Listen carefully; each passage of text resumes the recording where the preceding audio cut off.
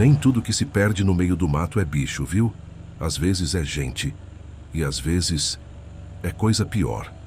Hoje eu vou te contar uma história que escutei da boca de uma colega minha, caminhoneira das boas, dessas que enfrentam o mundo sozinha no bruto, cortando esse Brasilzão de ponta a ponta.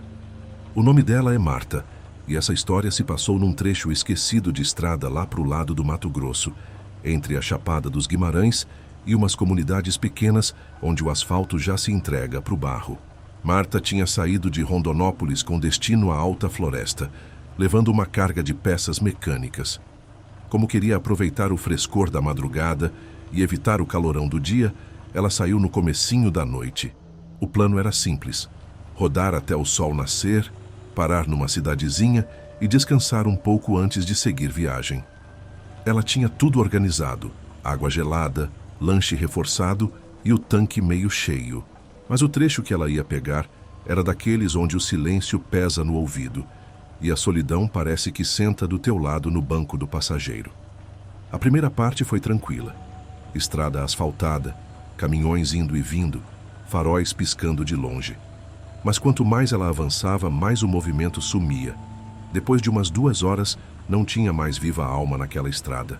Só o ronco do motor e os olhos dela atentos no escuro, varando aquelas curvas estreitas no meio do mato.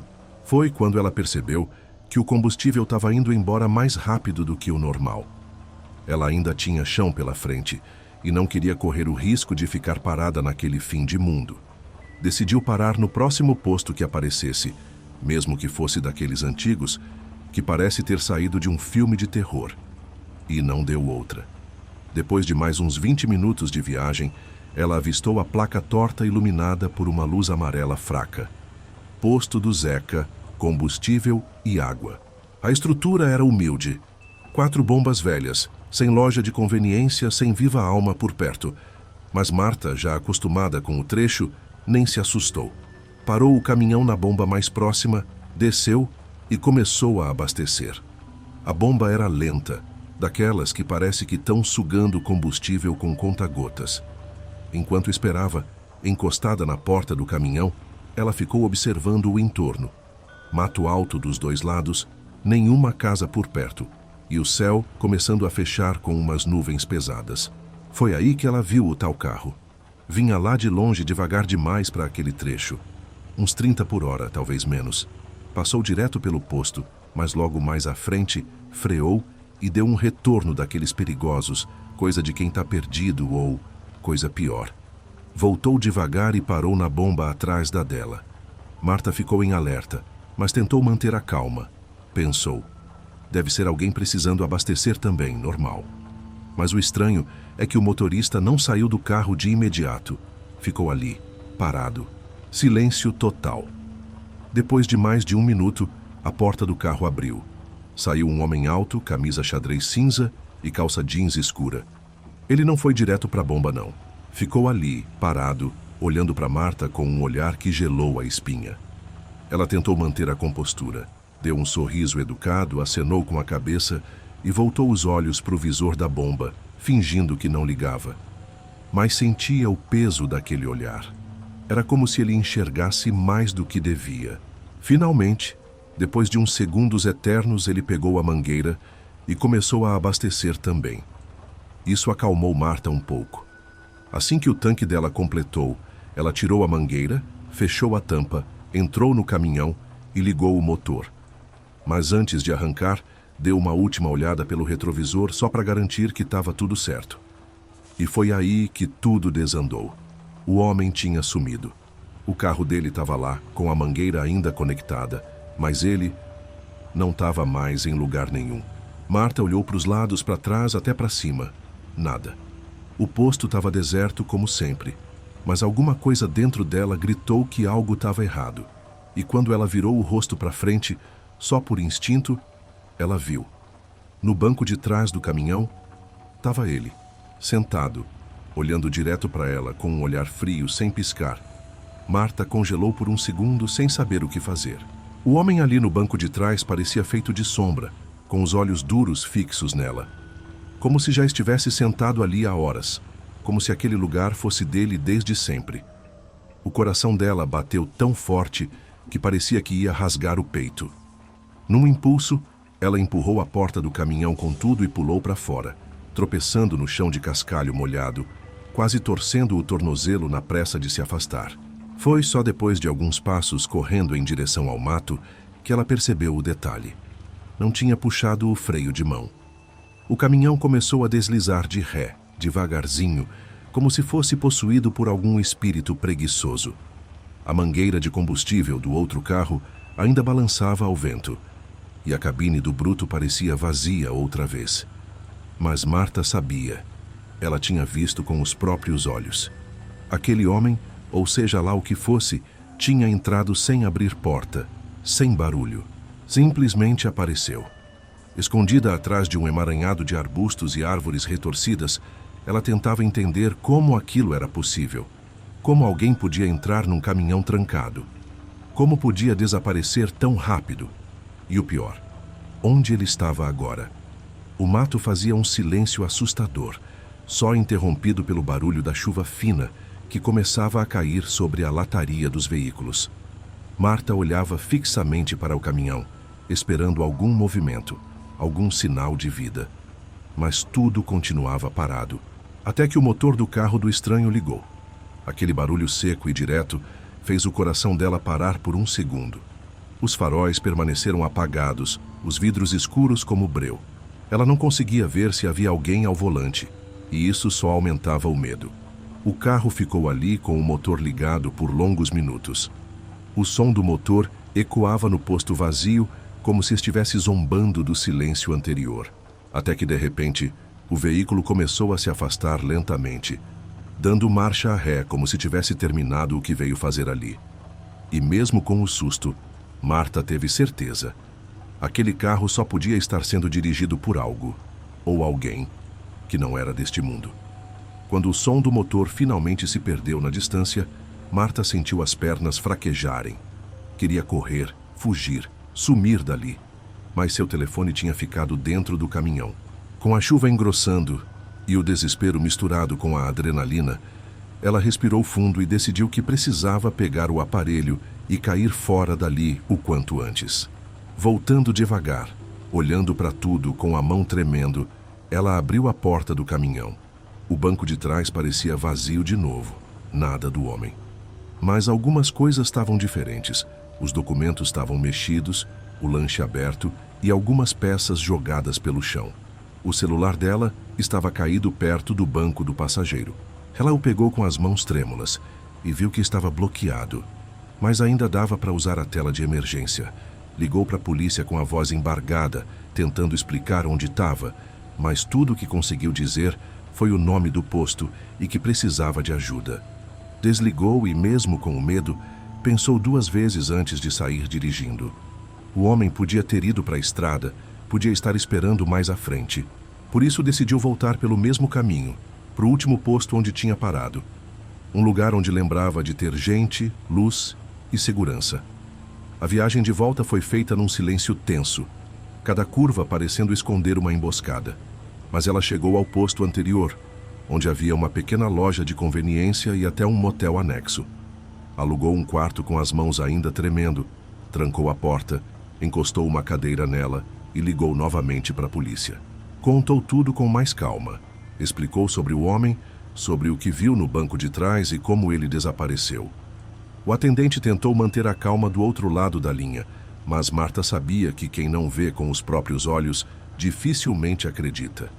Mesmo assim, a polícia ficou de investigar e pediu para ela aguardar contato.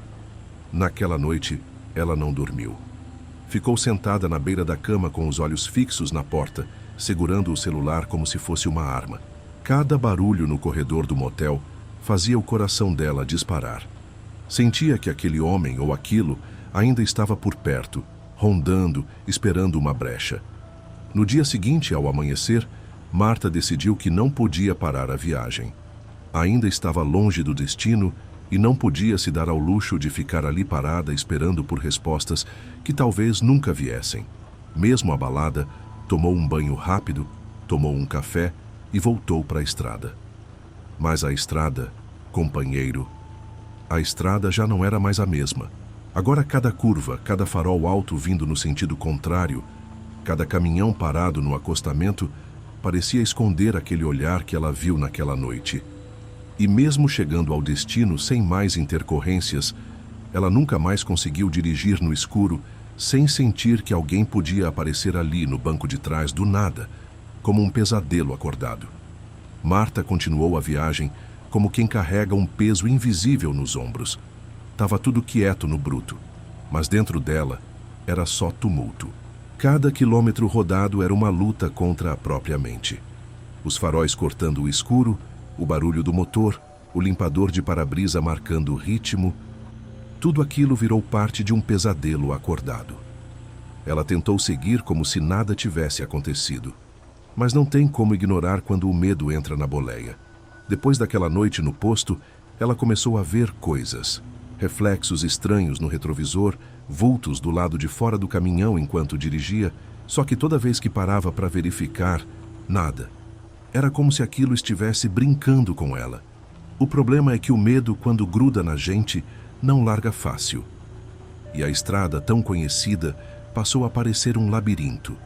Marta começou a questionar a própria sanidade. Será que tinha imaginado tudo? Será que foi o cansaço, a tensão da viagem? Ou será que o homem, ou o que quer que fosse, ainda estava por ali, só esperando? Foi na terceira noite da viagem que a coisa apertou de vez. Ela estava num trecho isolado, já perto de Sinop, estrada lisa, céu limpo, mas um silêncio que dava medo até de respirar. O rádio, que normalmente tocava aquelas modas antigas, resolveu chiar. Depois, desligou de vez. Ela tentou religar, mas só saiu uma estática estranha, como se tivesse alguém sussurrando por trás do ruído. Desligou o rádio e seguiu. Foi então que sentiu o caminhão ficar mais pesado. Sabe aquela sensação de que tem algo errado, mas você não consegue explicar? Era isso. O volante parecia mais duro, a direção mais lenta, como se estivesse carregando peso extra. Olhou para os espelhos e... lá estava ele. O vulto. No banco de trás. De novo. Mas dessa vez, o rosto não estava mais neutro. Estava deformado, com os olhos fundos e uma expressão de raiva, como se estivesse esperando exatamente por aquele momento. Marta gritou, puxou o caminhão para o acostamento, freou bruscamente. Desceu tropeçando, quase vomitando o susto. Abriu as portas da cabine com tudo, vasculhou cada canto. Nada. Nenhuma marca, nenhum sinal de alguém ali. Só o cheiro de diesel e o som da noite voltando devagar. Aquela foi a gota d'água. Ela passou a dormir só durante o dia, em paradas movimentadas, e rodar apenas trechos curtos durante a madrugada. Só que, mesmo assim, os episódios continuaram. Às vezes via o vulto parado no meio da estrada. Outras vezes, sentia uma respiração pesada no pescoço. Houve uma noite em que acordou no banco do caminhão, com a porta entreaberta e o tapete da boleia todo molhado, como se alguém tivesse acabado de sair. Ela passou a desconfiar de tudo e todos. Qualquer carro que parasse no mesmo posto que ela já era motivo para mudar o rumo. Começou a tomar café demais, a evitar dormir e a carregar uma chave inglesa ao lado da cama. E o mais estranho, ninguém parecia saber de nada. Quando tentou relatar o caso numa delegacia mais próxima, os policiais olharam com desconfiança. Fizeram um boletim básico e seguiram a vida. Um deles até disse rindo: "Ah, isso aí deve ser coisa de estrada. Já ouvi história parecida por aqui, viu? Só que com um homem que entrou no carro sozinho e apareceu morto no volante com marcas no pescoço." Essas palavras ecoaram na cabeça de Marta por dias. Ela estava à beira de um colapso. Não sabia mais se aquilo era real, um espírito ou só um trauma forte demais. Começou a se perguntar: será que eu trouxe alguma coisa comigo naquela noite? Será que ele entrou no meu caminhão? Ou dentro de mim? No fim da viagem, quando finalmente entregou a carga, Marta decidiu que precisava de um tempo longe do trecho. Passou uns dias na casa de uma prima, lá em Tangará da Serra. Dormia mal, acordava gritando e em toda a sombra via aquele rosto de novo. Até as crianças da casa começaram a perguntar: Tia, por que você conversa sozinha de madrugada? Ela se assustou. Jurava que não falava nada enquanto dormia. Mas numa noite, a prima dela resolveu gravar um áudio, preocupada. E o que se ouviu na gravação não era só a voz de Marta murmurando coisas sem sentido. Tinha uma segunda voz, baixa, arrastada. Um sussurro que dizia: "Ainda estou aqui." Aquilo foi o estopim. Marta decidiu deixar o caminhão parado. Vendeu o bruto que tinha orgulho e jurou nunca mais dirigir sozinha à noite. Mas o problema, meu amigo, é que às vezes não é a estrada que leva o que tem de ruim. É a gente que traz com a gente. E por mais que ela mudasse de lugar, a presença seguia. Às vezes forte, às vezes quase sumida, mas sempre lá. Acompanhando, observando. Como se ainda estivesse sentado ali, no banco de trás, esperando a próxima curva. Depois daquele áudio gravado pela prima, Marta teve certeza. Não era imaginação, não era cansaço e nem trauma. Tinha algo grudado nela. Algo que veio do posto naquela noite maldita. Alguma coisa que entrou no caminhão sem fazer barulho e ficou. Mas o mais assustador é que ela começou a sentir que, aos poucos, aquilo estava entrando nela também. Foi aí que ela decidiu procurar uma senhora conhecida da família, benzedeira das antigas, que morava num sítio isolado perto de Cáceres. Gente que ainda acredita que certas coisas não se resolvem com remédio, nem com conversa. Tem que ser com reza forte e folha que só nasce em lugar escondido. Chegando lá, a velha olhou para Marta e não precisou de palavra. Disse logo de cara: "Você não tá sozinha, minha filha. Ele tá aí no teu rastro." Marta desabou. A benzedeira preparou uma reza daquelas de estremecer janela. Usou erva, fumaça, sal grosso e até uma pedra preta que ela dizia que puxava o que era do outro lado. A cada palavra que a velha falava, Marta sentia o corpo pesar, como se uma âncora tivesse amarrada no peito. E de repente, do nada, ela apagou. Quando acordou, estava deitada numa esteira, suada, com o coração disparado. A velha estava sentada num canto, fumando um cigarro de palha. "Ele saiu, né, mas não foi embora. Só está esperando. Se você deixar a porta aberta de novo, ele volta." Aquilo ficou martelando na cabeça da Marta. Ela entendeu que aquilo não era só um espírito de estrada.